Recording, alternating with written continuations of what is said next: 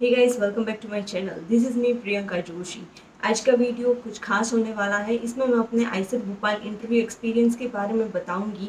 And if you are someone कि जो आईसेट भोपाल से आपको कॉल आया है एंड आप जाने वाले हो, तो ये वीडियो आपके लिए बहुत ही हेल्पफुल होने वाला है। और इफ़ यू आर समवन कि आप नियर फ्यूचर में आईसेट भोपाल में पीएचडी करने का प्लान कर रहे हो एट द बायोलॉजिकल डिपार्टमेंट, तो ये भी आपके लिए एक इन्फॉर्मेटिव वीडियो होगा, तो एंड तक ज़रूर देखना। Okay, so let's start. तो जब आईसेट भोपाल का इंटरव्यू हुआ था मेरा, तो वो ऑफलाइन था। तो जब ऑफलाइन होता है तो अकोमोडेशंस के लिए वो लोग कुछ प्रोवाइड नहीं करेंगे आपको। जस्ट एक लिस्ट दिया जाएगा कि नियर बाय होटल्स वगैरह आप देख लो, या फिर आपके कोई दोस्त वगैरह है यहाँ पे या गेस्ट हाउस है तो आप देख सकते हो। ये खुद टोटली सब कुछ आपके ऊपर है। ऑलराइट, फिर जो इंटरव्यू होता है तो वो किस तरीके से होता है, मतलब आईसेट भोपाल या फिर मैंने एक इकलौता इंस्टीट्यूट ऐसा देखा है कि चाहे आपके पास गेट हो, एलएस हो या जेआरएफ हो, सबको इक्वल ट्रीट करता है। So you all have equal opportunity. मैंने जेआरएफ वालों को भी रिजेक्ट हुए देखा है एंड एलएस वाले एंड गेट वाले को भी सिलेक्ट होते हुए देखा है। ओके, तो आपके पास अच्छी अपॉर्चुनिटी है। If you don't have JRF तो वो बहुत अच्छा इंस्टीट्यूट है, आप वहाँ पे अप्लाई कर सकते हो। तो बहुत ज़्यादा नंबर ऑफ़ स्टूडेंट्स को कॉल जाता है, मतलब 400 से 500 बच्चों को कॉल जाता है।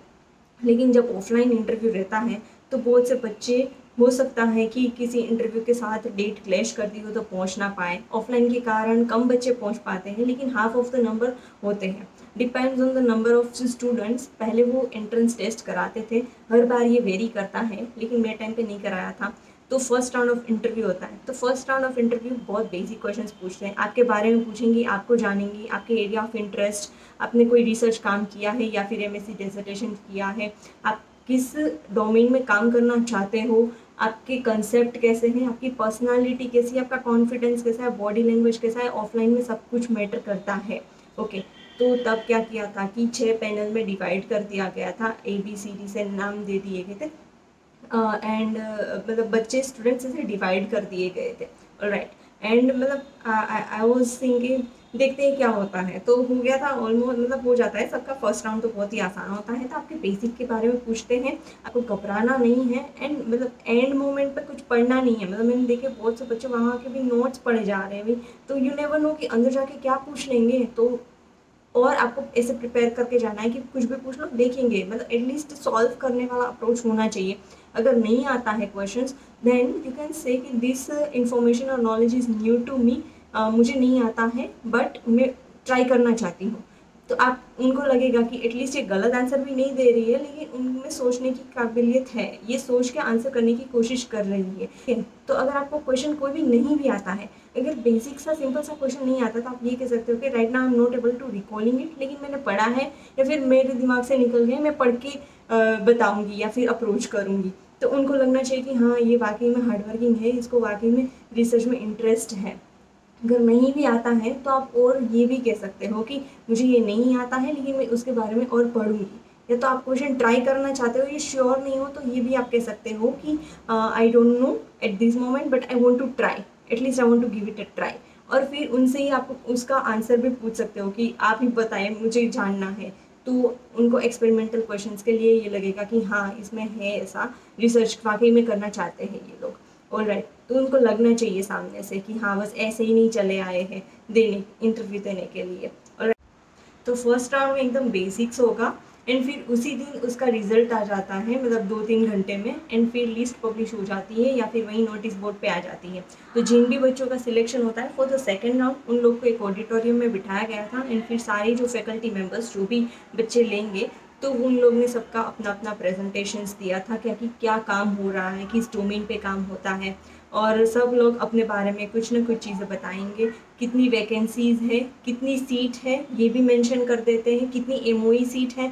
एंड फिर पीआई से मिलना, अप्रोच करना, पर्सनली लैब मेंबर से मिलना, सीनियर से मिलना, ये बहुत ज़रूरी होता है। तो वही लोग ने मतलब हमको बोला था, मतलब सारे फैकल्टी मेंबर्स ने ही हमको बोला था कि आप जाओ, मिलो पर्सनली, आप पीआई से भी मिल के देखो कि आपका और उनका कितना अलाइनमेंट हो रहा है, आपके एरिया ऑफ इंटरेस्ट का, काम करने का तरीका। फिर सीनियर से मिलके देखो, क्योंकि 5 साल हमें बिताना है। ऐसा नहीं है कि आप बस डेस्परेट होकर आंख बंद करके कि जल्दी से पीएचडी में घुस जाए, कहीं पे भी स्टार्ट कर दे, ऐसा ना हो। It is a long journey, तो आपको देख सोच समझ कर लेना चाहिए। तो जितना पीआई सिलेक्शन इम्पॉर्टेंट है, उतना लैब मेंबर्स, उस एनवायरनमेंट में आपको रहना है, आपको काम करना है, तो ये सब चीज़ें मैटर करती हैं। ये सब कुछ देख समझ के फिर आपको जाना चाहिए। तो ये भी हमें टाइम दिया गया था कि आप जाओ, इंटरेक्ट करो, बातचीत करो, जिस फैकल्टी से मिलना चाहते हो उन सब से मिलिए। तो मेंशन होता है कि आप कहाँ पे कितनी सीट्स हैं, तो आपके पास JRF है तो आप किस किस के लिए ओपन हो। अगर आपके पास गेट है तो सिर्फ आप उसी PI को पकड़ोगे, उसी को अप्रोच करोगे। फिर अगर आपके पास LS है तो किसके पास जा सकते हो। लेकिन इकलौता इंस्टीट्यूट मैंने अभी तक के एक्सपीरियंस से ऐसा देखा है कि जहाँ पे सब लोग एक समान है, चाहे आपके पास गेट हो, LS हो या JRF हो। I must say give it a try. अगर आपको कॉल आया है तो आईसर भोपाल जाना चाहिए, आसानी से हो सकता है अगर आप कॉन्फिडेंटली सही आंसर करें या फिर PI से मिल के आए, अप्रोच करें, तो काफ़ी अच्छा इंस्टीट्यूट है। ठीक है। फिर सेकेंड राउंड ऑफ इंटरव्यू में आपने हमको पहले शीट दिया है कि आपको आपका प्रेफरेंस क्या है, तो आपको किसी 3 फैकल्टी को आपको आपके एरिया ऑफ इंटरेस्ट के अकॉर्डिंग आपको प्रेफरेंस देना है 1 2 3 करके।